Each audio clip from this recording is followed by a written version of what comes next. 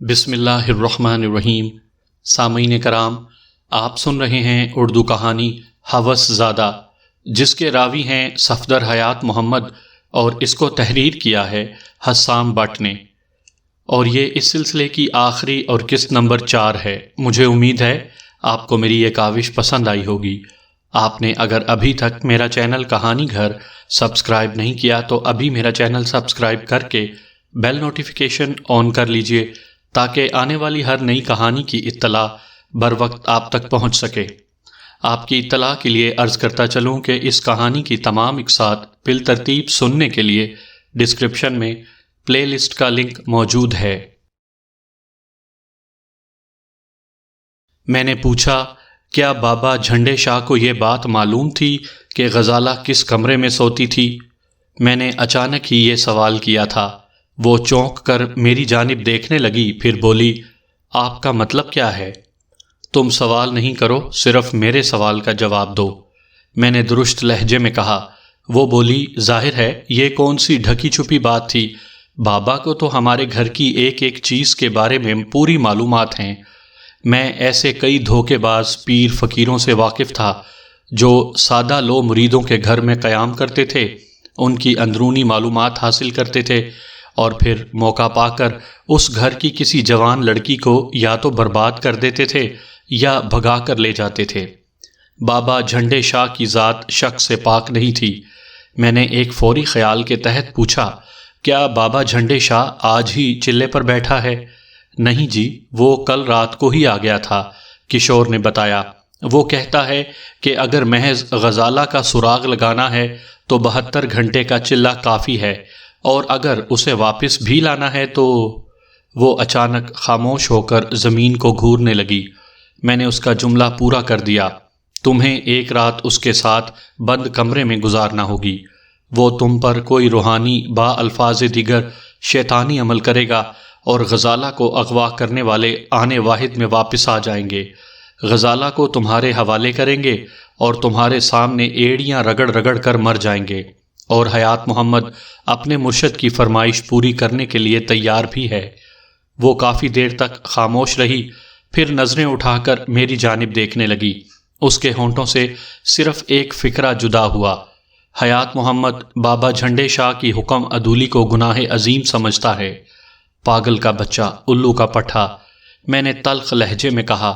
اس کا دماغ خراب ہو گیا ہے، احمق، پڑھا لکھا جاہل۔ اس وقت حیات محمد نے بیٹھک میں آ کر مجھے بتایا کہ اس نے میرے لیے پیر صاحب کے دیدار کا راستہ تلاش کر لیا ہے۔ میں اٹھ کر اس کے ساتھ گھر کے اندرونی حصے میں آ گیا۔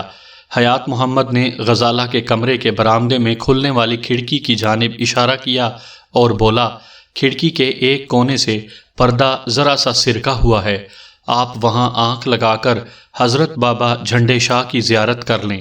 پھر اس نے مجھے تنبیہ کی، ذرا احتیاط کے ساتھ، کوئی آہٹ وغیرہ پیدا نہ ہو۔ میں مذکورہ مقام پر پہنچ کر ذرا سا جھکا، پھر کھڑکی کے اس کونے سے آنکھ لگا کر اندر جھانکنے لگا۔ تھوڑی ہی دیر میں اندر کا منظر واضح ہو گیا۔ اب اس کمرے میں کوئی چارپائی نظر نہیں آ رہی تھی، جبکہ کل وہاں 2 چارپائیاں بچھی ہوئی تھیں۔ کمرے کے فرش پر سفید چادر بچھی ہوئی تھی۔ ایک کونے میں لکڑی کی ایک چوکی رکھی تھی جو تخت نما تھی، اور اس تخت پر ایک لہیم شہیم شخص گاؤ تکیے سے ٹیک لگائے نیم دراز تھا۔ اس کا چہرہ اسی کھڑکی کی جانب تھا جہاں میں آنکھ لگائے کھڑا تھا۔ وہ یقینی طور پر بابا جھنڈے شاہ ہی تھا۔ اس نے گہرے سبز رنگ کا جبہ زیب تن کر رکھا تھا، گلے میں مالائیں اور تسبیح نما ہار لٹک رہے تھے۔ سر اور داڑھی کے بال بے ترتیب اور بڑے ہوئے تھے۔ اس نے سر پر مختلف رنگوں کی ایک گول ٹوپی پہن رکھی تھی۔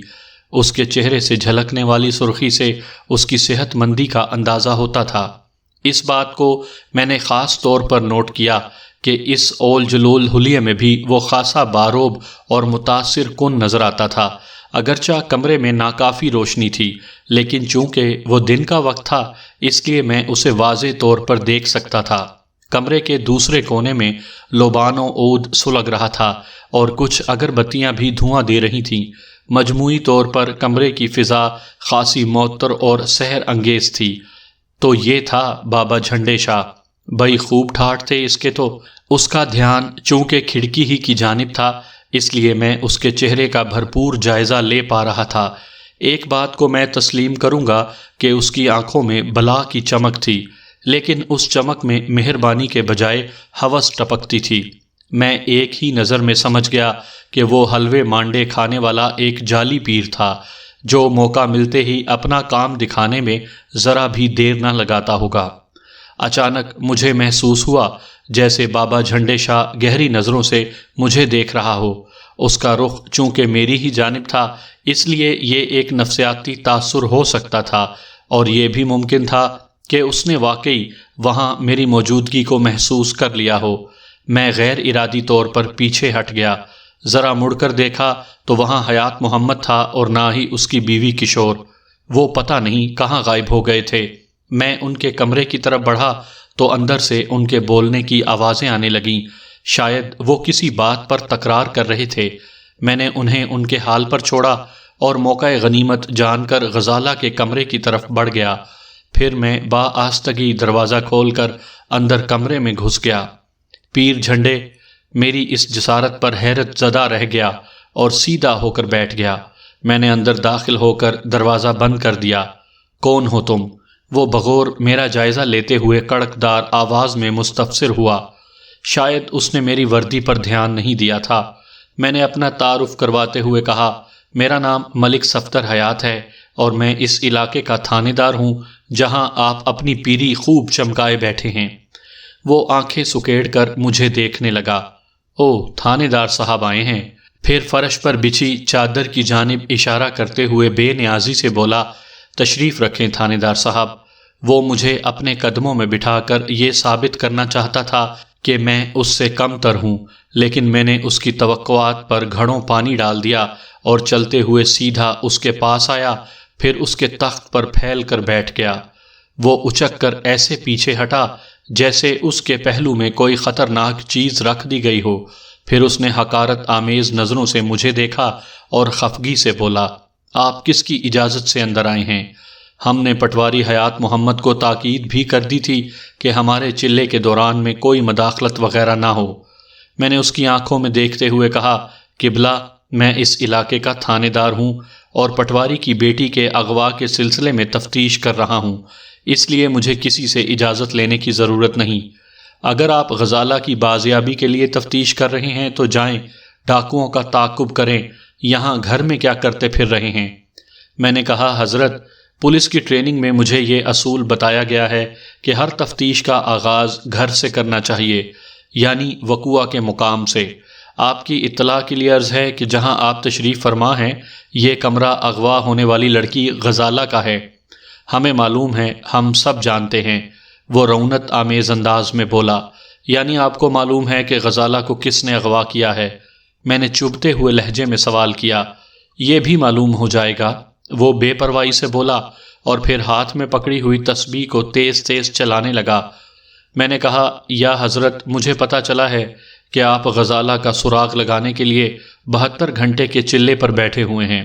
ہاں، بیٹھے تھے، وہ قہر آلود نظروں سے مجھے گھورتے ہوئے بولا، لیکن آپ نے مداخلت کر کے تمام کام گڑبڑ کر دیا ہے، اب ہمیں دوبارہ چلہ کاٹنا پڑے گا۔ میں نے چوٹ کی، اور مجھے یہ بھی معلوم ہوا ہے کہ اگر غزالہ کی ماں کشور ایک رات کے لیے، میں نے دانستہ جملہ نامکمل چھوڑ دیا۔ اس نے جلالی نظروں سے مجھے گھورا۔ اس وقت اس کی آنکھیں شعلے اگل رہی تھیں۔ ایک لمحے کے لیے مجھے واقعی اس کی آنکھوں سے ڈر محسوس ہوا۔ اس سے یہ بات بھی ثابت ہو گئی تھی کہ اس نے اپنی نفسانی خواہشات کی تسکین کے لیے شیطان کی خوب خاطر توازی کی تھی۔ مجھے اس کی شخصیت سے ایک کراہت کا احساس ہوا۔ اس سے نظریں ملا کر ایک راحت کے بجائے کسی اذیت کا احساس ہوتا تھا۔ میں نے بظاہر ڈرنے کی اداکاری کی اور سہم کر تھوڑا پیچھے ہٹ گیا۔ بابا جھنڈے شاہ نے کہا، تم دنیا دار لوگ ایک فقیر کے مرتبے کو جان ہی نہیں سکتے۔ ہماری مصلحتوں کو تم شک کی نظر سے دیکھتے ہو۔ ہم جانتے ہیں تھانے دار صاحب، آپ اس وقت ہمارے بارے میں کیا سوچ رہے ہیں۔ میں نے اسے آگ لگانے کے لیے جملہ پھینکا، قبلہ بابا جھنڈے شاہ، میں نے بزرگوں سے سن رکھا ہے کہ دلوں کے حال صرف اللہ جانتا ہے۔ آپ میرے دل کا حال جاننے کا دعویٰ کس طرح کر رہے ہیں؟ آپ نے بزرگوں سے بالکل ٹھیک سنا ہے۔ وہ پلی پلائی صحت مند گردن کو اسباتی جنبش دیتے ہوئے بولا، بے شک ہم سب کے دلوں پر اسی ذات کی حکمرانی ہے، لیکن وہ جس کو چاہتا ہے علم عطا کر دیتا ہے۔ اس اوپر والے نے ہمیں بتایا ہے کہ آپ ہمارے کردار پر شبہ کر رہے ہیں۔ وہ نفسیات کا ماہر معلوم ہوتا تھا، لیکن میں نے بھی اس کی نفسیات سے کھیلنے کا فیصلہ کر لیا تھا۔ جھنڈے شاہ، میں نے سخت لہجے میں اسے مخاطب کیا، یہ ڈرامے بازی تم دوسروں کے لیے اٹھا رکھو، میں تمہارے کرتوتوں سے بھی اچھی طرح واقف ہوں۔ پردے سے باہر آ جاؤ ورنہ مجھے دوسرا راستہ اختیار کرنا پڑے گا۔ وہ فرط غضب سے تھر تھر کانپنے لگا، پھر پھٹی ہوئی آواز میں بولا، تمہاری یہ جرت، تم کو ہماری شان میں گستاخی کرنے کی ہمت کیسے ہوئی؟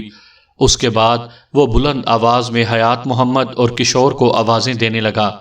وہ دونوں دوڑتے ہوئے کمرے کے اندر آ گئے، پھر پیر صاحب کو مغلوب الغضب دیکھ کر پریشان ہو گئے۔ مجھے امید نہیں تھی کہ بابا جھنڈے شاہ اتنی جلدی پسپائی اختیار کرے گا، میں تو ابھی دیر تک اس کے ساتھ چوہے بلی کا کھیل کھیلنے والا تھا۔ صورتحال ایسی ہو گئی تھی کہ بحالت مجبوری مجھے وہاں سے ہٹنا پڑا۔ بابا جھنڈے شاہ جیسے جعلی عامل و کامل اور پیر و مرشد ہمارے آپ کے آس پاس آج بھی موجود ہیں، لیکن افسوسناک بات ہے کہ ہم ان کا کچھ بھی بگاڑ نہیں سکتے، حتیٰ کہ حکومت جیسی طاقت بھی ان کے سد باب کے لیے کوئی لایا عمل تیار نہیں کر سکتی۔ اس کی سب سے بڑی وجہ یہ ہے کہ ایسے کرداروں کی ہم خود حوصلہ افزائی کرتے ہیں اور انہیں معاشرے میں پنپنے کا موقع فراہم کرتے ہیں۔ یہ ایک ایسا خودرو زہریلا پودا ہے جس کی آبیاری کرنے والوں کی ہمارے معاشرے میں کمی نہیں پائی جاتی۔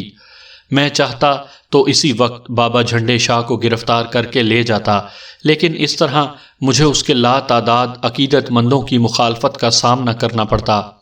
مجھے اس مخالفت کی پرواہ نہیں تھی، اصل بات یہ تھی کہ میں کسی ٹھوس ثبوت کی بنیاد پر جھنڈے شاہ کو چھاپنا چاہتا تھا، اور مجھے امید تھی کہ ایسا ثبوت جلد ہی میرے ہاتھ لگ جائے گا۔ تھانے واپس آنے سے پہلے ہی میں نے کشور کو علیحدگی میں لے جا کر ایک مرتبہ پھر سمجھا دیا کہ وہ ڈبہ پیر کے شر سے محفوظ رہنے کی پوری کوشش کرے۔ اس نے مجھے کہہ دیا کہ وہ ہر طرف سے چکنا رہے گی۔ دوسرے روز میں نے اعلیٰ سرکاری سطح پر کوشش کر کے یہ بات معلوم کر لی کہ خانو کس جیل میں سزا کاٹ رہا تھا۔ پھر جب میں نے اس جیل کے عملے سے رابطہ کیا تو ایک سنسنی خیز انکشاف ہوا۔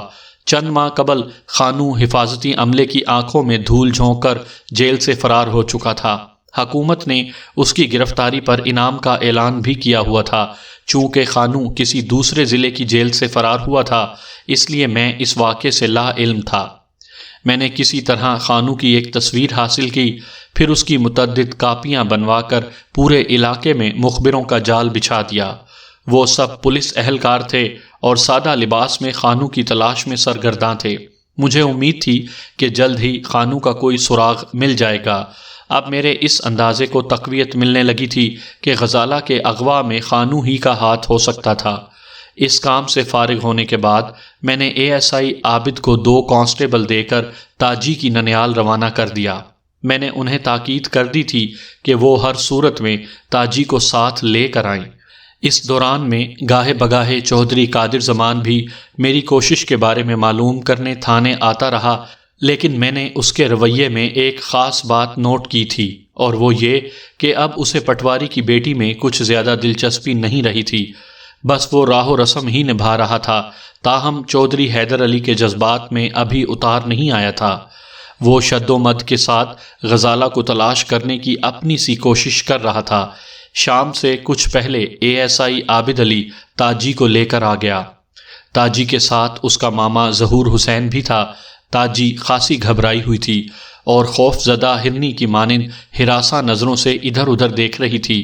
اس کی عمر کا اندازہ میں نے 19-20 کے درمیان لگایا، جو بعد میں درست ثابت ہوا۔ وہ تیکھے نین نقش والی ایک پرکشش لڑکی تھی۔ اگرچہ اس کا رنگ سانولا تھا مگر اس کا چہرہ جاذب نظر تھا۔ میں تھوڑی دیر تک تاجی سے ادھر ادھر کی باتیں کرتا رہا، مقصد اس کو ماحول سے مانوس کر کے اس کا خوف دور کرنا تھا۔ کچھ دیر تک بے تکلفی کی فضا میں باتیں ہوئیں تو وہ قدرے مطمئن نظر آنے لگی۔ میں نے اسے بیان کے قابل محسوس کیا تو پوچھا، تاجی مجھے پتہ چلا ہے کہ تم غزالہ کی بہت گہری سہیلی ہو۔ جی، وہ دھیمی آواز میں بولی، ہم ایک دوسرے پر جان چھڑکتے ہیں۔ میں نے کہا، تمہاری سہیلی کو چند روز پہلے ڈاکو اٹھا کر لے گئے، تمہیں اس کا بہت دکھ ہوگا۔ اس کی آنکھوں میں آنسو بھر آئے۔ گلوگیر آواز میں بولی، میری زندگی بھی غزالہ کو لگ جائے، اللہ کرے وہ جہاں بھی ہو خیریت سے ہو۔ میری دعا ہے کہ اسے اغوا کرنے والوں کو مرگی پڑ جائے، ان کے جسموں میں کیڑے پڑیں اور وہ ایڑیاں رگڑ رگڑ کر مریں۔ وہ خاصی جذباتی ہو رہی تھی۔ میں نے پوچھا، کیا تم یہ نہیں چاہتی ہو کہ ہم غزالہ کو ڈھونڈ نکالنے میں کامیاب ہو جائیں؟ اس نے الجھی ہوئی نظروں سے مجھے دیکھا۔ میری تو خواہش ہے کہ وہ جلد از جلد مل جائے۔ غزالہ کی تلاش کے لیے ہمیں تمہارے تعاون کی ضرورت ہے تاجی۔ میں نے اس کی آنکھوں میں آنکھیں ڈالتے ہوئے نرم لہجے میں کہا۔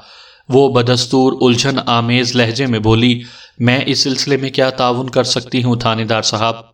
میں نے ملائمت سے کہا، تم مجھے بتاؤ، وقوعہ والی رات کیا ہوا تھا؟ مجھے کچھ پتہ نہیں جناب۔ اس کی آنکھوں میں خوف کے سائے لہرانے لگے۔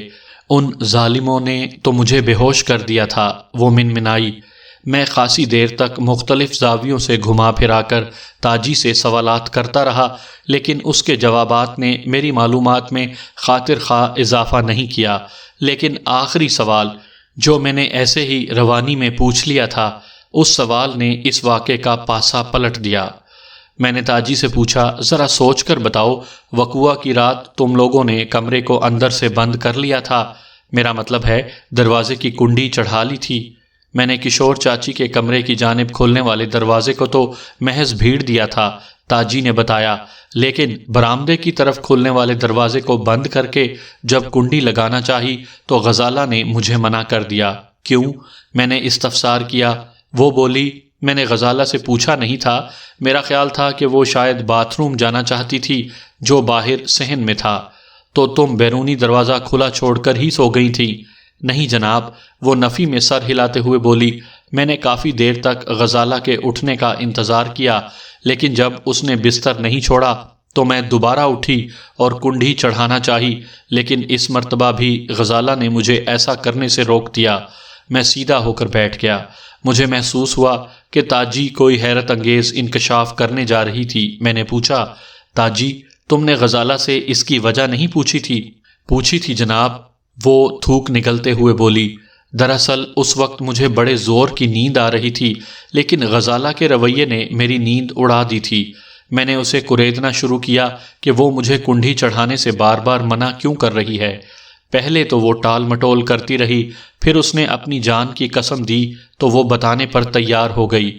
مجھے کسی کا انتظار ہے تاجی، وہ خوابناک لہجے میں بولی۔ میں نے حیرت سے پوچھا، کس کا انتظار ہے تمہیں غزالہ؟ بابا جی نے کہا تھا کہ ان کے موکل رات کسی وقت میرے پاس آئیں گے۔ غزالہ کی آواز سے مسرت پھوٹ رہی تھی۔ مجھے بابا جھنڈے شاہ کبھی اچھا نہیں لگا۔ میں نے غزالہ سے سوال کیا، بابا کے موکل تمہارے پاس کیا لینے آئیں گے؟ تم کچھ نہیں جانتی ہو تاجی، اسی لیے تو پوچھ رہی ہوں۔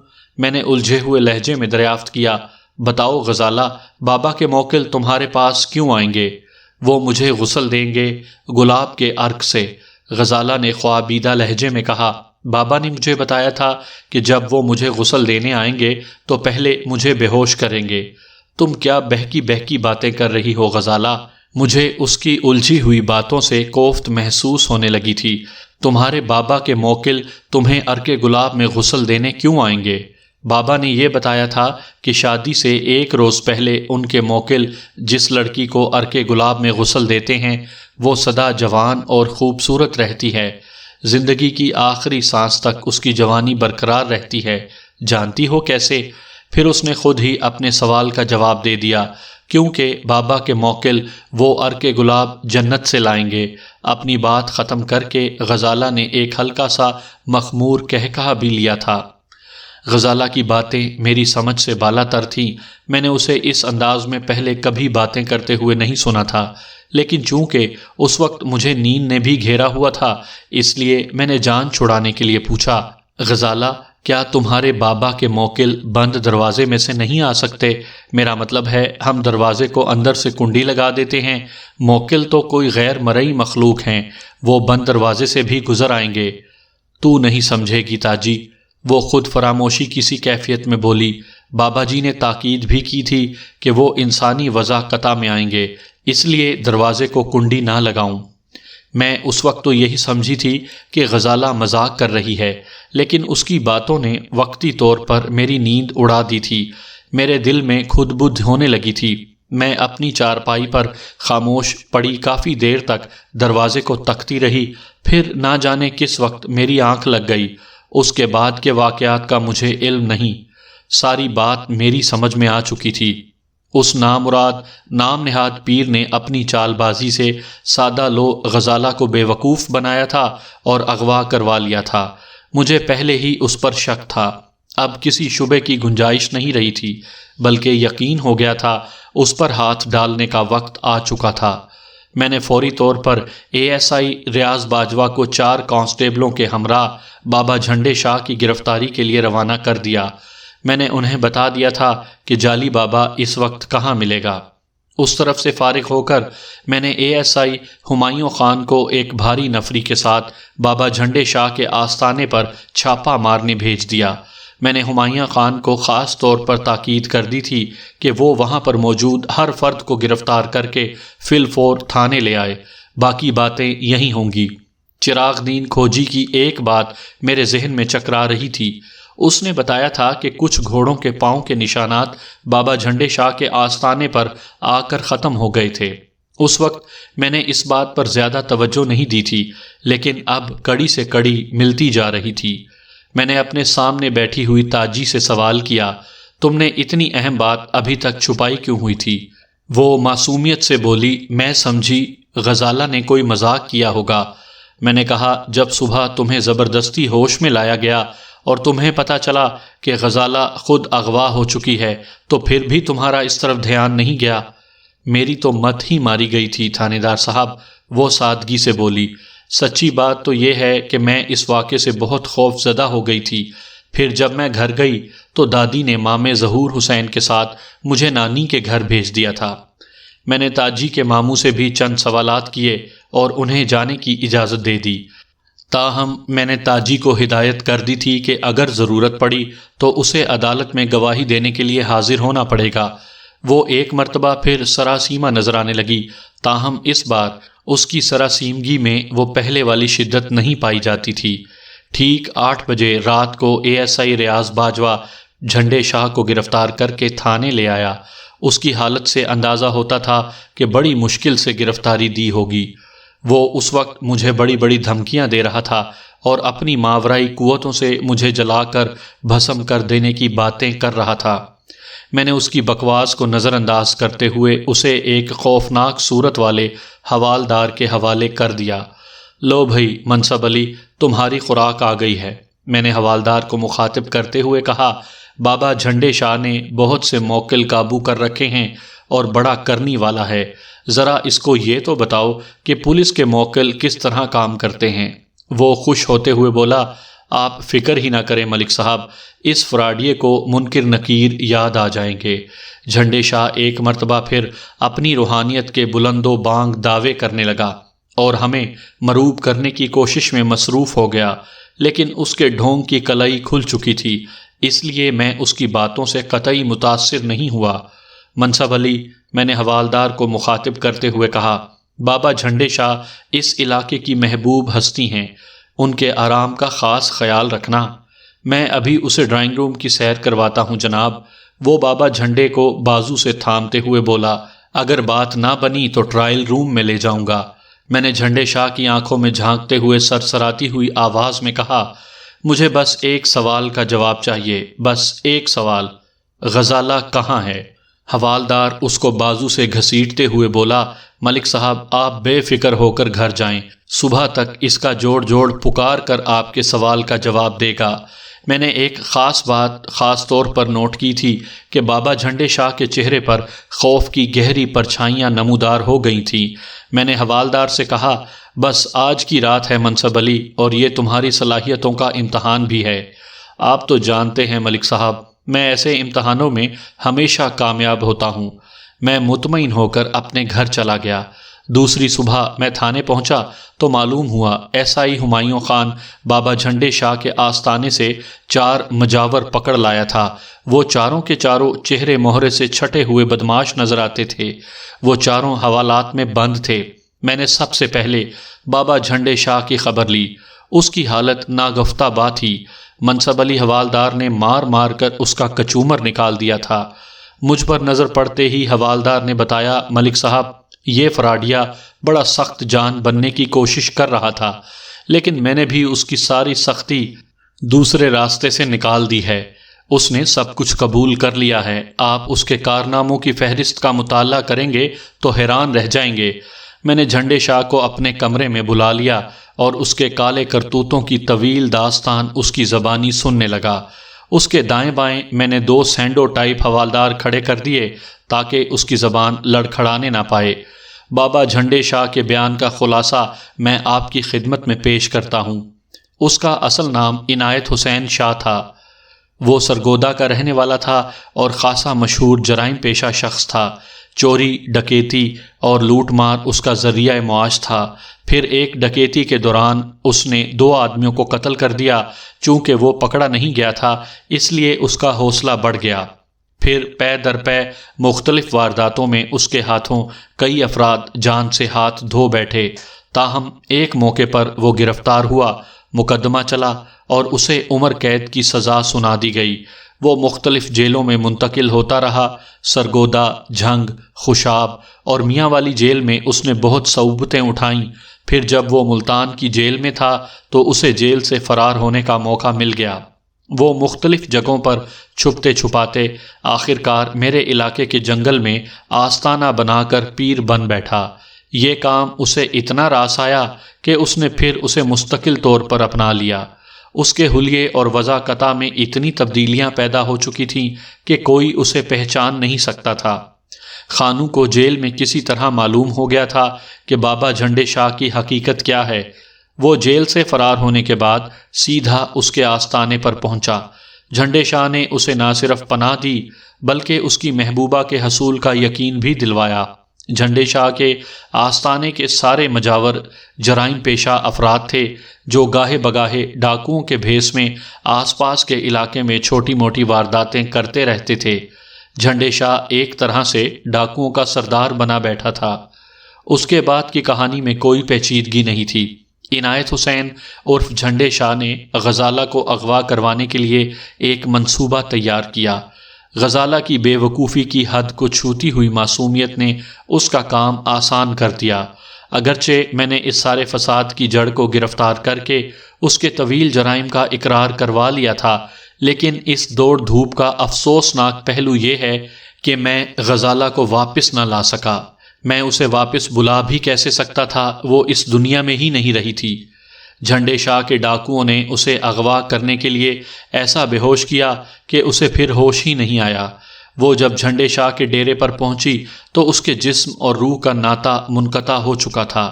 عنایت حسین اور خانو نے اسے ہوش میں لانے کے لیے بھرپور کوشش کی، لیکن ان کی ہر سعی ناکام رہی۔ جب انہیں یقین ہو گیا کہ غزالہ میں زندگی کی کوئی رمق باقی نہیں رہی تو انہوں نے خاموشی سے اسے آستانے کے پچھواڑے گڑھا کھود کر اس میں دفنا دیا۔ خانو اس واقعے سے دل برداشتہ تھا۔ اسی رات خاموشی سے وہ آستانے سے نکل کر رات کی تاریکی میں ہمیشہ کے لیے گم ہو گیا۔ میں نے خانو کے بارے میں معلوم کرنے کے لیے جھنڈے شاہ پر مزید سختی کی، لیکن وہ واقعی اس کے بارے میں کچھ نہیں جانتا تھا۔ جھنڈے شاہ کی زبانی مجھے معلوم ہو چکا تھا کہ اغوا کرنے کے لیے جانے والے ڈاکوؤں میں خانو شامل نہیں تھا۔ میں نے جھنڈے شاہ کی نشاندہی پر زمین کھود کر غزالہ کی لاش برآمد کروا لی۔ ضروری کارروائی کے بعد میں نے غزالہ کی لاش کو پٹواری حیات محمد کے حوالے کر دیا۔ بابا جھنڈے شاہ کے خلاف اتنا کچھ موجود تھا کہ مجھے چالان تیار کرنے میں کسی دقت کا سامنا نہیں ہوا۔ ویسے بھی وہ حکومت کا مطلوب شخص تھا۔ اس کی گرفتاری پر ایک معقول انعام بھی رکھا گیا تھا۔ عدالت نے نہایت ہی مختصر سماعت کے بعد عنایت حسین عرف بابا جھنڈے شاہ کو سزائے موت کا حکم سنا دیا۔ خس کم جہاں پاک، لیکن میرا خیال ہے کہ یہ جہان اتنی آسانی سے پاک نہیں ہو سکتا۔ جب تک جھنڈے شاہ جیسے جعلی پیر اس معاشرے میں موجود ہیں، غزالہ کی کہانی دہرائی جاتی رہے گی، اور وہ سب کچھ بھی ہوتا رہے گا جو انتہائی شرمناک اور ناقابل بیان ہے۔ خدا ہمارے حال پر رحم کرے، آمین۔